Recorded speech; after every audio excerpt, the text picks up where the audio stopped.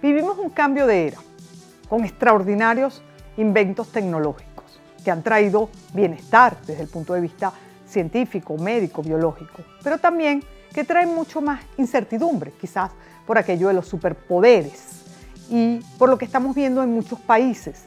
En Europa continúa la guerra, más de 2 años y medio, Medio Oriente tenemos una guerra, con lo que eso implica desde el punto de vista económico, pero sobre todo desde el punto de vista social, las víctimas. Pero también estamos viviendo lo que el año pasado dijimos que sería la elección más importante de ese ciclo electoral tan importante, que es justamente la elección del presidente Trump. Vamos a hablar de las recientes medidas del presidente Trump, estratégicamente, convenientemente, ¿qué significan? ¿Es un hombre de negocios o es un político? ¿Qué es? ¿Cómo ve él el mundo? Sobre todo, ¿cómo ve Estados Unidos? Está haciendo mucho más fuerte al país para enfrentarse a lo que está afuera. Así que acompáñenme con el profesor Jonathan Benavides.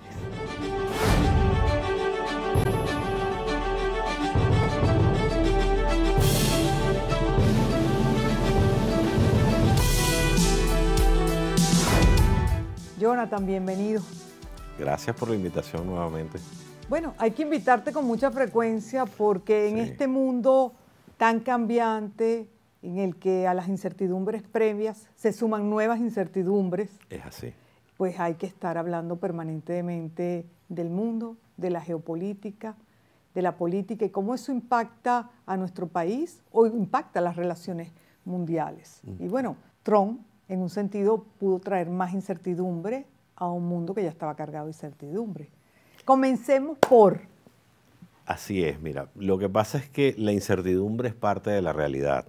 De nuestra realidad, sí. Sí, claro, de la realidad del ser humano, de la realidad del hombre, de la realidad de la vida. Y esa incertidumbre, bueno, también es un elemento fundamental del realismo político, que es lo que actualmente se está aplicando, particularmente desde la Casa Blanca, porque he venido comentando en las últimas semanas que una buena noticia, una gran fortuna, que a la Casa Blanca regresó el realismo político, regresó el realismo en cuanto a las relaciones internacionales y en cuanto a la geopolítica a nivel mundial. Bueno, eso pudiera parecer contradictorio tomando en cuenta que Trump, más que político, es empresario.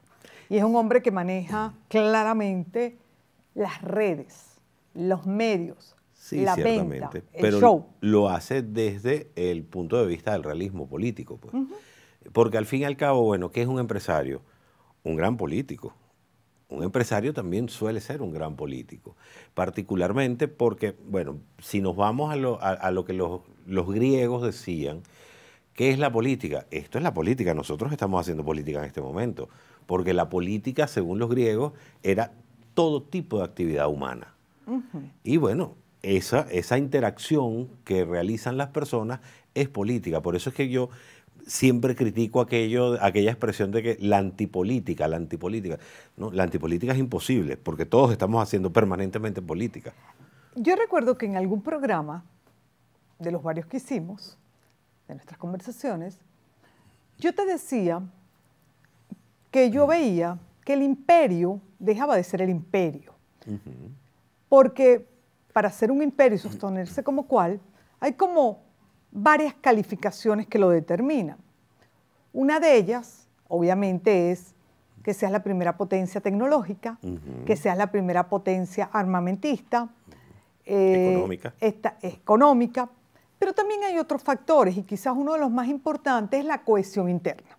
Y para que un país tenga cohesión interna, tiene que tener prácticas culturales comunes, idioma común, religión común, porque si no, no hay una coherencia y sobre todo una empatía entre sus ciudadanos, lo que te da eso que hablábamos anteriormente. Entonces, yo sentía que Estados Unidos, por una migración desproporcionada, por la falta de controles, especialmente, diría yo, después de la Segunda Guerra Mundial, dejó de ser la América para los americanos, para abrir sus fronteras grandemente, lo cual no está mal, pero también creo que eso trajo falta de cohesión interna. Y que el imperio, por múltiples factores sociales, políticos y económicos, estaba dejando de serlo. Y se sostenía sobre la base de que seguía siendo el primer país en armamento militar y el primer país en desarrollo tecnológico, pero era una carrera que parecía que le podía ganar China. Entonces, cuando un país deja de ser el imperio, deja de tener la moneda de estabilidad mundial. Perdón que esta pregunta es un poco larga, pero quiero retomar eso como para decirte, lo primero que está haciendo Trump es poner la casa en orden antes de ver cómo está el mundo, o está haciendo las dos cosas en simultáneo. Yo creo que Trump trabaja en ambas cosas en simultáneo. Porque bueno, sí, es innegable la crisis que ha vivido los Estados Unidos, particularmente a partir del fin de la Guerra Fría, en el año 1990-1991. Si nosotros vemos, que también te lo he repetido en algunas de nuestras conversaciones, la política exterior norteamericana hasta el año 1990-1991, vemos que hay una continuidad y una cohesión en cuanto a la visión de la política exterior. Bien gobernaran los demócratas o bien gobernaran los republicanos, aun cuando siempre existe el famoso chiste que los republicanos vienen a poner orden a las guerras que provocan y crean los demócratas. Sí, eso lo repiten muchos especialistas con mucha frecuencia. Bueno, porque si revisas la historia te das cuenta que la mayoría de las guerras en las que ha estado inmerso Estados Unidos han comenzado precisamente en gobiernos demócratas. Y también creo que en este caso un empresario sabe que se hacen muchos más negocios en paz que en guerra. Depende del tipo de negocio. Salvo el negocio de las armas, por supuesto. Dependiendo del tipo de negocio. Ahora bien, a partir del año 1990, de los años 1990, 1991, vimos que sí, ciertamente, la política norteamericana, tanto la política exterior como la política interna, comenzaron a relajarse mucho. ¿Okay? Desde el gobierno de Clinton, recordemos que Clinton era aquel que acuñó la famosa frase de no, vamos a dejarlos hacer y vamos a que nos demuestren con las acciones más que con las palabras lo que son. Y bueno, para nadie es un secreto la cantidad de desastres que surgieron por ese laissez-faire. ¿Okay? Bueno, el Talibán fue una de los mayores ejemplos. No, dejen al Talibán hacer lo que quieran y mira lo que terminó el Talibán en Afganistán. Bueno, y tenemos alguno que acaba de asumir ahora justamente un país en Medio Oriente proveniente de esa misma camada de creaciones. Exactamente, bueno, ahí tenemos el caso sirio. Por eso, es producto de eso. Y bueno, el caso de una de las sirias, porque ahora nos vamos a enfrentar a la realidad que nadie está abordando en estos momentos, que ya no tenemos una sola Siria, tenemos varias Sirias y que están enfrentadas entre sí. Y cuidado con cuál de esas Sirias termina imponiéndose sobre las demás. Exactamente. Creo que el problema ahora es mayor que el que tenían. Es así, es así. De hecho, yo recuerdo que en más de una oportunidad, hace muchos años, desde que poco antes que comenzara la guerra civil siria, yo insistía que Bashar al-Assad, en cierto sentido, era un mal necesario en Siria. Claro, eso no te lo compra la gente cuando tú hablas de democracia o cuando hablas de la situación de los presos, de los torturados y los rehenes. Entonces, pero cuando hablas de la estabilidad de una región en general, la estabilidad geopolítica... que sacrificas una cosa por la otra. Exactamente. Y bueno, eso es parte del realismo dentro de la política y particularmente dentro de la política internacional. Claro, fíjate, todo el mundo esperaba que Trump le diera prioridad a América Latina. Cuando digo todo el mundo, a lo mejor tú no, yo nunca dudé que eso no iba a ser así. Es así. Porque al final nunca somos la prioridad necesariamente. Pensé sí que el petróleo, y lo dije en varios foros a los que asistí, iban a ser petróleo, estabilidad en las guerras y minerales, probablemente el foco número 1. Pero lo de Groenlandia, lo de Canadá, lo de Panamá, y me refiero a las primeras declaraciones que tuvo el presidente de los Estados Unidos con relación a países a los que nosotros no nos esperábamos. Creo que en general nadie se esperaba que fueran la prioridad. Claro, luego uno se pone a estudiar y uno ve las rutas en Groenlandia, los minerales que puede haber, uno ve el tema del petróleo pesado en Canadá, uno entiende que los chinos tenían totalmente penetrado Panamá y era muy peligroso en la región, y entonces uno dice, por esto. Es decir, que él tenía un plan preconcebido. Es así, son estrategias de negociación. Incluso el tema de Groenlandia es un tema macro que va mucho más allá de lo que mucha gente piensa, porque Groenlandia tiene dos particularidades. Primero, que Groenlandia es Europa en América, sí, claro, porque es un territorio de Dinamarca, es un territorio danés. Y segundo, que Groenlandia es parte del eje estratégico del Círculo Polar Ártico. Claro, te conecta con Rusia. Así las es, rutas al te Ártico. Conecta, y no hablemos solamente de Rusia, hablemos de Asia. Claro, las rutas del Ártico, las rutas comerciales. Y no solamente comerciales, estratégicas, militares. ¿Okay? ¿Qué viene diciendo Trump incluso desde su primera presidencia? Viene insistiendo con respecto al tema europeo la cuestión de la OTAN, Sí. que en cierta medida tiene razón, porque Europa ha sido un gran parásito de los Estados Unidos en cuanto a la OTAN. Eso suena muy duro. Suena muy duro, pero es la realidad. Estamos hablando del realismo. ¿Y tú crees que a Estados Unidos le interesa realmente lo que opine, por ejemplo, la Unión Europea? Pienso que no. Es que no es lo que opinen. Es en cuanto al tema financiero, claro. En cuanto al tema del financiamiento de la OTAN. Ve, lo que está haciendo Trump es lo que haría cualquier gerente en una empresa a la que llega y está quebrada. Por supuesto. Señores, tengo que cortar el flujo de caja. Es así. Porque tengo que ordenar la casa. Y si tú eres mi socia, tú también tienes que invertir, igual que yo. Pero yo eso lo entiendo. Y la verdad es que lo primero que hace cualquier buen gerente o un gerente medio o presidente de una empresa, cuando llega a una empresa y dice, ya va, aquí está saliendo. Racionalizar los gastos. Tengo que hacer un diagnóstico. Bueno, esto es un desangre. Esto es una hemorragia económica. Así es. Tengo que cortar la hemorragia. Y por eso yo entiendo que cortó los fondos de USAID, más allá de que por corrupción o no corrupción, que ese puede ser el tema para otro programa. También no es la primera vez que pasa. Ya en el pasado habían cortado una agencia similar a USAID, porque después de un cierto tiempo, pues claro, le invade la corrupción, el amiguismo y otro tipo de cosas. Pero lo que está haciendo es cortando fondos, porque en USAID, lo de las guerras, vamos a revisar lo que está pasando con Ucrania y con Rusia. Hay que cortar los fondos. Claro. Y si tú te pones a ver... Porque se estaba desangrando los Estados Unidos con esa... Eso sí lo entiendo perfectamente. Es lo primero que yo hubiera hecho. Y de hecho, por eso le dio tanta importancia a la oficina que crea con Elon Musk al frente. Bueno, vamos a ver cuánto dura la luna de miel. La de racionalizar los gastos. Claro, ¿de dónde es que vemos las críticas que han surgido en estas primeras semanas de gobierno? Bueno, de los sectores afectados, de los sectores a los cuales le han estado recortando el presupuesto, pues. O mejor dicho, la hemorragia de dinero que estaba sufriendo Estados Unidos. Alguna vez lo hablamos cuando hicimos un programa básicamente para analizar lo que estaba pasando en Europa con la guerra, ¿verdad? Y justamente hablábamos de eso, de la cantidad de recursos que eran destinados, sobre todo a Estados Unidos, cuando había tantas cosas a las que darle la prioridad, porque es un país con muchísimos problemas. ¿Tú sabes cuánto gastó los Estados Unidos durante la administración Biden en el tema de Ucrania? Y ni siquiera hablemos de los 4 años de la administración Biden, hablemos de los 2 años y medio de guerra. Sí, claro. De febrero del 2022 a diciembre del 2024.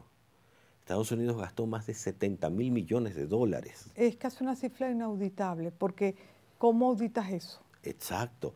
Entonces, ¿tiene razón o no tiene razón Pareciera una administración de gobierno y un pueblo que te reclama? No está tan bollante. Estados Unidos tiene unos problemas sociales y económicos visibles en las principales ciudades.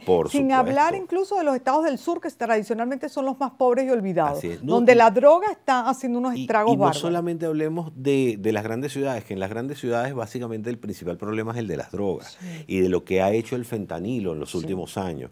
No, hablemos de la América profunda, que fue la América que le dio el triunfo a Trump. La América donde se pronunció más de 80 millones de personas diciendo esto es lo que queremos. Pero él habla de América para los americanos, pero creo que americanos puros, blancos, hay un 20% de la población, no hay más nada. Pero es que ese no es el americano ya. Por eso de hecho, el propio Trump lo entiende así. Y tanto que lo entiende así que él es nieto de inmigrantes. Claro, y su esposa es una inmigrante. Sí, eso parecería una contradicción con la política con los inmigrantes, pero entiendo que tiene que limpiar la casa en el buen sentido. Por supuesto. Y es económico, y es político, y es social, eso lo entiendo. Es así. A ver, y puedo comprender, y estoy seguro que nuestra audiencia también, cuando se enfrenta a México, que era algo que sí sabíamos que iba a pasar, y no tanto por los inmigrantes que son la fuerza de trabajo. Por el problema de los cárteles. Claro, porque la fuerza de trabajo más importante que tienen algunos estados en Estados Unidos es justamente los mexicanos. Claro, y además muchas de las autopartes de vehículos y otras industrias se han llevado a México. Pero el problema es la droga. Pero ya hubo una respuesta. O sea, Trump golpea 2 veces, te noquea y después negocia. Claro, pero fíjate que cuando golpea y te noquea, te pone después a jugar en sus términos, en su terreno. Pero quien se haya leído su libro sobre negociación Lo comprende. Lo comprende. Es más, ni siquiera quien haya leído su libro, quien haya visto las temporadas del Aprendiz. Sí, claro. Bueno, en la televisión lo puede haber En esa época él vino a Venezuela, además, por el Miss Venezuela. Claro, porque era el dueño de Miss Universo. Pues, Claro. y con él Venezuela tuvo 3 Miss Universo. A ver, él es un hombre business y un hombre show. Eso hay que tenerlo claro. Es así, pero también es un gran estratega. Sí, pero fíjate, vamos a hablar de esa estrategia. Ya pudimos hacer un paso rozante por Groenlandia, por México entendemos cuál es el principal problema. Canadá, petróleo pesado, fundamentalmente, porque el petróleo pesado lo necesita y lo produce Rusia, Canadá, que está más cerca, y Venezuela. Así es. Entonces tenemos que saber que... Y el propio Estados Unidos también. Claro, pero en menor escala. Entonces, ¿por qué mientras estás apagando o intentas apagar la guerra Rusia-Ucrania, más allá de que porque te estén desangrando o tengas ciertos afectos con Putin, ¿por qué te estás metiendo en Medio Oriente, que todos sabemos que es la gran guerra? Porque eso no termina, no parece tener inicio ni fin.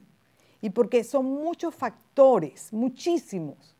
Entonces, tú vas a sacar a los palestinos de su territorio ¿y quién se queda con ese territorio? Vas a reconstruir Palestina para hacer un resort de lujo y la población. Yo estoy hablando desde la ignorancia, yo no sé lo que van a hacer ahí. Así es. Yo te estoy diciendo como ser humano pensante que a mí eso me parece un horror. Bueno, en cierto sentido, sí, para cómo se interpreta en el vulgo las declaraciones de ayer, de las declaraciones de esta semana, sí, o sea, da miedo y da terror pensar, pero bueno, ¿de qué está hablando este señor? O sea, está hablando de transformar toda una región en un paraíso básicamente para los ricos. Turístico. Sí, no, y para los ricos. Porque son las mejores playas. Como las famosas islas de Dubái, las islas estas que son el globo terráqueo, la palmera, etcétera. Ya lo hizo, pero yo entiendo que lo hizo como hombre de negocio con su Club Mar del Lago. Era una propiedad abandonada, nadie la quería. Pero eso es otra cosa. Claro, por eso te estoy diciendo, es Estados Unidos, él es un empresario, es otra escala. Lo que sucede es que allí detrás de todo esto hay un metamensaje. Porque inmediatamente que Donald Trump, junto a Benjamín Netanyahu, da las declaraciones sobre Gaza, también habla sobre Irán. Sí, claro, no un metamensaje, lo dijo directo. Sí, y él dijo, no, pero te digo en cuanto en la primera parte. Sí, a la primera parte. Él habla sobre Irán, dice que él quiere el desarrollo de Irán, que él quiere que Irán viva en paz, etcétera, etcétera. Pero es que lo dice con toda la intención porque Gaza es uno de los proxies de Irán, de la política exterior, no digamos de Irán, de la política exterior de los ayatolás, ¿okay? De esa teocracia que está gobernando en Teherán.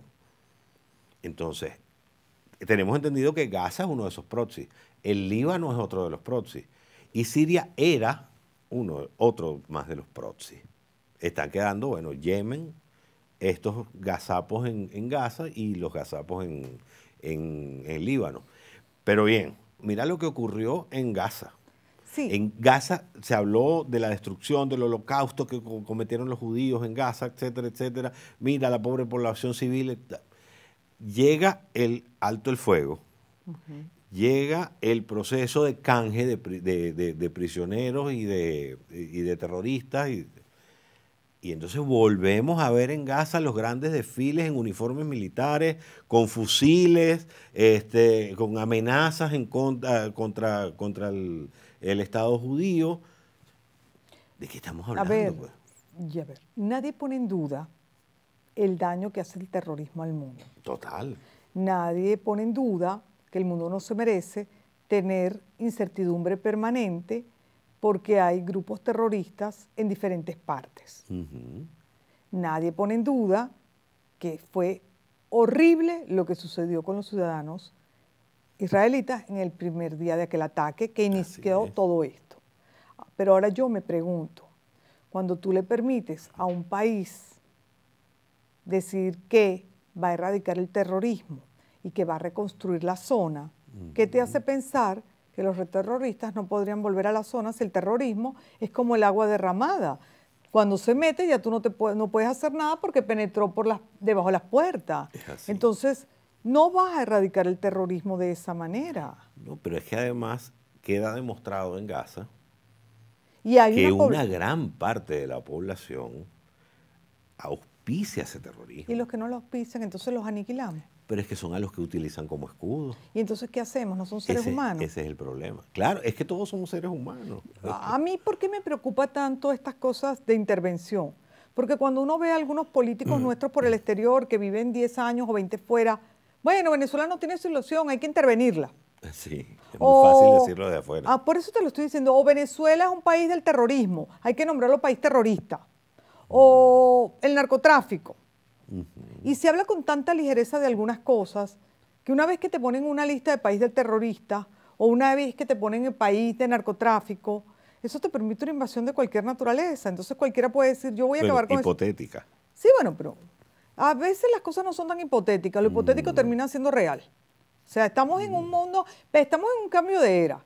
Y yo creo que este mundo que nos viene por delante va a ser sumamente complicado y peligroso, porque sí creo que las superpotencias tecnológicas y los grandes superpoderes económicos van a gobernar mucho más allá de los estados, al paso que vamos. Sí, probablemente. Entonces, probablemente esa es la sociedad futura a la que nos si alguien determina, que aquí viene mi pregunta, y para aquellos que nos están oyendo, este es un programa perfecto para el debate y no para un monólogo, entonces yo estoy encantada aquí peleando con él y buscándole la lengua a nuestro querido profesor. Entonces, yo digo, alguien dice, ay, me gusta Guyana por los minerales, pero hay una parte de Guyana que la tiene Venezuela. Y bueno, pero para llegar a todos los minerales tenemos que atravesar las bocas del Orinoco y meternos hasta, no sé, Ciudad Bolívar. Bueno, es un país de terroristas, porque no invadimos. Así es. Y la población no, si esa población toda auspicia el terrorismo, si son todos unos terroristas en Ciudad Bolívar. Yo sé que te estoy hablando con mucha ligereza, pero yo te quiero decir... Sí, porque son sociedades distintas. Sí, pero te estoy diciendo que el mundo está cambiando aceleradamente, que parece que los superpoderes tecnológicos van a lograr el control mucho más allá de lo que eran las empresas transnacionales tradicionales, que hay países que tienen minerales abundantes de todo tipo, rutas comerciales, agua, tienen un mayor peligro en el mundo que nos viene. Y yo no soy paranoica ni me encanta una teoría de conspiración. Yo soy una historiadora hablando con un politólogo de la vida real. Claro, tal cual. Okay. Sí, ciertamente. Es que, de hecho, se presume que el futuro va a ser eso. Incluso ya la inteligencia artificial nos está dando algunos esbozos de lo que va a ser el planeta en unos 50, 100 años. Al paso que vamos en 20. Probablemente, porque bueno, igual pensarían los hermanos Wright en 1903 que no se iban a imaginar que 66 años después iban a estar hombres caminando por la luna. Yo no veo a Elon Musk esperando tanto. Exactamente, y esos son los Elon Musk, Jeff Bezos, Mark Zuckerberg, son los que van a terminar liderando el mundo. 50 años tendrán 100, salvo que inventen cómo vivir 150 años, creo que se tienen que apurar un poquito. Es probable, pero no sabemos en 20 años si la expectativa de vida podrá haberse aumentado. Probablemente. De hecho, hoy vivimos más que hace 100 años atrás. Sí, claro, incluso que hace 50. Así es. Entonces, porque la medicina, a través de la tecnología, también ha avanzado muchísimo y ha permitido que, el hombre viva más. Bueno, ahí tenemos. Los rusos están anunciando que tienen vacuna contra el cáncer. Sí, el de páncreas, ¿no? El más agresivo. Exactamente, claro, que hay que aclararlo. Ojo, ellos no están diciendo que tienen vacunas para el cáncer en general, sino para algunos tipos de cáncer. Que están en eso. Exacto, pero ya es un avance. Los asombrosos avances tecnológicos que estamos viviendo, porque estamos viviendo un cambio de era, por supuesto nos van a traer cosas maravillosas también en el área de la tecnología, o de la alimentación, o de la biotecnología. Lo que pasa es que no van a ser para todo el mundo. A eso es a lo que me refiero. ¿Dónde va a estar el control del mundo, de la supervivencia? ¿Hacia dónde va el mundo? Pero quizás eso es más complejo, a lo mejor. ¿Dónde ves tú la Franja de Gaza en los próximos 5 años? Eso es más... actual. En los próximos 5 años yo la veo igualmente en conflicto.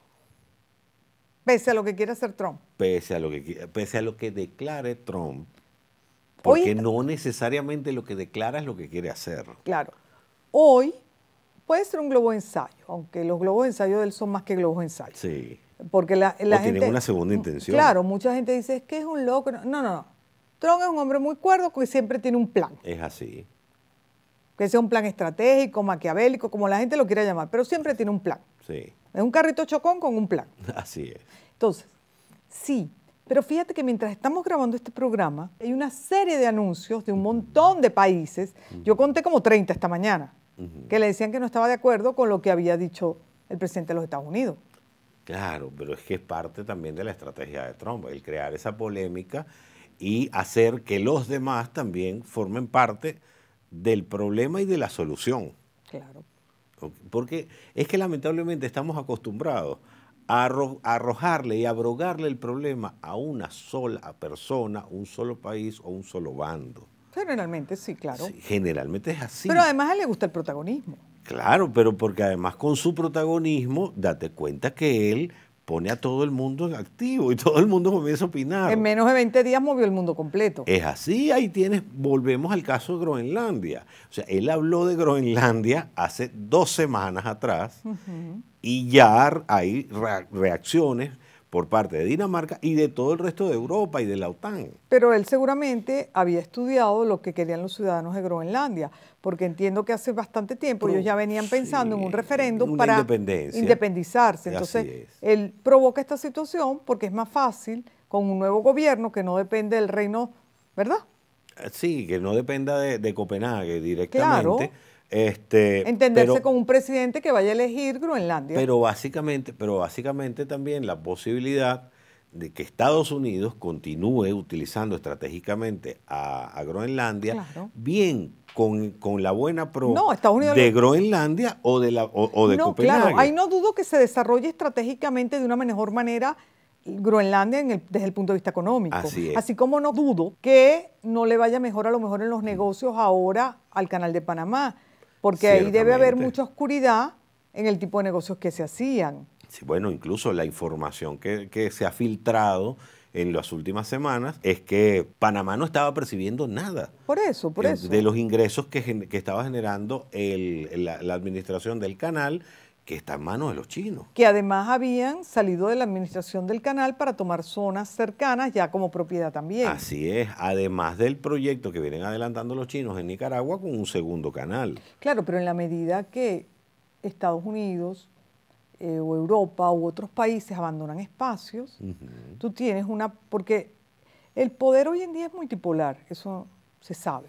Sí, en cierta medida sí, aun cuando sigue siendo Estados Unidos la principal. Claro, pero hay algunos que de alguna manera están buscando ser las potencias. Entonces, en la medida que se han abandonado espacios en América Latina o en otras partes, otros han venido ocupando. Otros han venido ocupando. Si yo no exporto a Estados Unidos café, lo exporto a China. Así y a lo mejor el mercado es más grande. Es decir, los espacios que abandone Estados Unidos, Europa, en América Latina, van a ser tomados tal cual, desde el punto de vista de los negocios o de los puntos de vista económico, político, por China. Sin embargo, América Latina, aun cuando se abra a otros mercados, como el mercado chino, el mercado de la India también, que es otro mercado emergente, etcétera, siempre el principal mercado de América Latina va a ser los Estados Unidos. Claro. Primero porque es el principal mercado, no de América Latina, del mundo. Estados Unidos es el principal mercado del mundo. O sea, es la primera economía, el primer importador, el primer productor, etc. Y en segundo lugar, por la cercanía. Porque, por ejemplo, el caso de Guatemala. ¿Qué es lo que el principal producto que Guatemala exporta a los Estados Unidos, cuál es? Bueno, la gente te va a decir que migrante, honestamente. El cambur. Sí, yo sé, pero el banano. Nadie sabía que... El banano tienes que exportarlo ya, porque si no en 4 días como está las flores, maduro, negro y como las flores de Colombia. Como las flores de Colombia. Ok, el café no, pero las flores sí. Así es. Y sin embargo, el café, Estados Unidos, no te compro Juan Valdés, pero no importa, le compro a Brasil. Claro, y arruinas a uno de los principales productores de café del mundo. No, y uno de los principales empresarios de tu economía. Así es. Entonces, en el caso de Colombia. En el caso de Colombia. Pero a ver, podríamos pensar que estos primeros 6 meses Estados Unidos y Donald Trump se lo va a tomar para lo que está haciendo ahora, que es corto. No, está generando ruido Por eso, para conseguir los primero, objetivos. corto la hemorragia interna económica. Así es. Segundo, golpeo fuertemente para ver cómo consigo más negocios, más estabilidad y fortalezco mi economía. Y pudiéramos decir que después de 6 meses o un año, dice, va a mirar hacia América Latina y decir, bueno, ok, ahora me ocupo de América Latina, ¿qué es lo que tengo allá? Así es. Podríamos pensar que es así, ¿verdad? Sí, puede ser. Es uno de las aristas que se pueden presentar dentro de la política exterior de Trump. Pues. Bueno, hay muchísimos temas. Mira, solo Groenlandia daría para un programa. Tal cual. Lo que está pasando con... El tema con Canadá. Claro. Es interesantísimo. Sus vecinos. Así es. Era natural que con sus vecinos fuera primero. Sí, ciertamente. ¿A qué le atribuyes lo de Canadá más allá del petróleo pesado? No, lo de Canadá tiene varias lecturas. Está lo del petróleo, pero está también esa frontera comercial con Canadá que es casi invisible. Sí, que no puede controlar. Así es. Como la de México. Pero sin embargo, la de México es un poco más controlable que la de Canadá. Porque recuerda que la de Canadá incluso tiene a la industria farmacéutica detrás. Claro. Porque recuerda, las restricciones farmacéuticas que hay en los Estados Unidos no las hay en Canadá. No, claro que no. Entonces, el tráfico, particularmente en los últimos 40 años, entre Canadá y Estados Unidos de medicina, ha sido inmenso. Claro, inmenso y en esas medicinas pueden ir cualquier tipo de fármacos que también... Prohibidos y que no estén tampoco admitidos aún por la FDA. Claro. En los Estados Unidos. Todo tiende a afirmativamente decir que estamos en lo correcto cuando pensamos que el primero que está haciendo es poner en orden la casa. Es así. Y que tenía que ser así. Tenía que ser así. Y Venezuela ha sido estratégico por el petróleo, por los minerales, porque cuando tú sacas la cuenta de cuánto está llevando Chevron, y Chevron está llevando ¿de dónde el dinero? A Estados Unidos. Es así. Y cuando me imagino que se sienta con el CEO de Chevron y le dice, nosotros generamos tantas ganancias, pero en el año 25 podemos duplicar, nadie quiere decirle no al dinero que está entrando. Todos los informes reportan que en el último año y medio Chevron ha llevado de Venezuela a los Estados Unidos 300.000 barriles de petróleo diario. Y aumentó. Claro, no son los millones de barriles de petróleo que hacíamos hace 25 años atrás. Pero ¿a dónde está? Claro, el punto es que la plata está entrando a Estados Unidos. Claro, y a Venezuela también. Claro, pero ¿por qué Trump tiene que cortar mientras está cortando justamente lo que se desangra? Un flujo de caja que le viene. Porque realmente no representa mucho para la economía norteamericana. Pero tampoco lo cortó. Más bien lo mantiene. Claro, no lo corta por intereses estratégicos. Claro. Pero tampoco representa mucho. De hecho, él lo ha repetido en varias ocasiones, que a él no le importa el petróleo venezolano. Claro, porque al fin y al cabo Estados Unidos es el primer productor mundial de petróleo. Óyeme, ya lamentablemente se nos está terminando el tiempo. Así es, como pero siempre. Pero si no, entraríamos en un debate, porque en esto no estoy de acuerdo. Así como no estamos de acuerdo con lo de Palestina, tampoco estoy de acuerdo con lo que no le interesa el petróleo, porque ha dado muestras que estratégicamente sí le interesa.